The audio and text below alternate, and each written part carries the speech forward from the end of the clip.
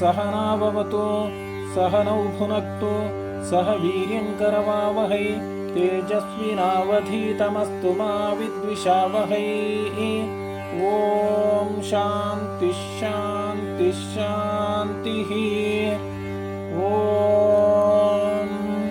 सहस्रशीर्षं देवं विश्वाक्षं विश्वशम्भुवं विश्वन्नारायणं देवमक्षरं परमं पदं विश्वतः परमा नित्यं विश्वन्नारायणगं विश्वमेवेदं पुरुषस्तद्विश्वमुपजीवति पतिं विश्वस्यात्मेश्वरगं शाश्वतगं शिवमच्युतं नारायणं महाज्ञेयं विश्वात्मानं परायणं नारायणपरो ज्योतिरात्मा नारायणपरः नारायणपरं ब्रह्म तत्त्वन्नारायणपरः नारायणपरो ध्याता ध्यानन्नारायणपरः यच्च किञ्चिज्जगत्सर्वं दृश्यते श्रूयतेऽपि वा अन्तर्बहिश्च तत्सर्वं व्याप्य नारायणस्थितः अनन्तमव्ययं कविगुं समुद्रेऽन्तं विश्वशम्भुवं पद्मकोशप्रतीकाशगुं हृदयं चाप्यधोमुखम् अथो निष्ट्यावितस्त्यान्तेनाभ्यामुपरि तिष्ठति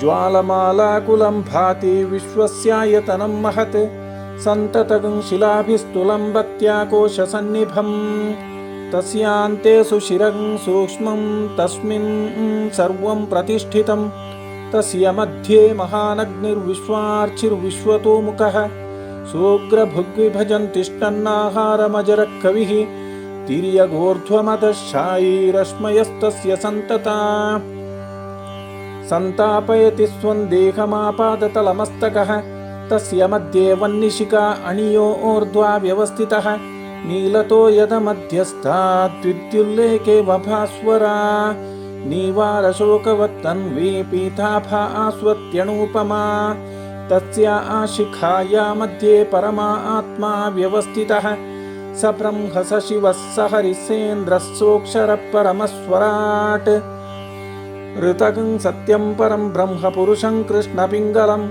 ऊर्ध्वरेतं विरूपाक्षं विश्वरूपाय वै नमो नमः।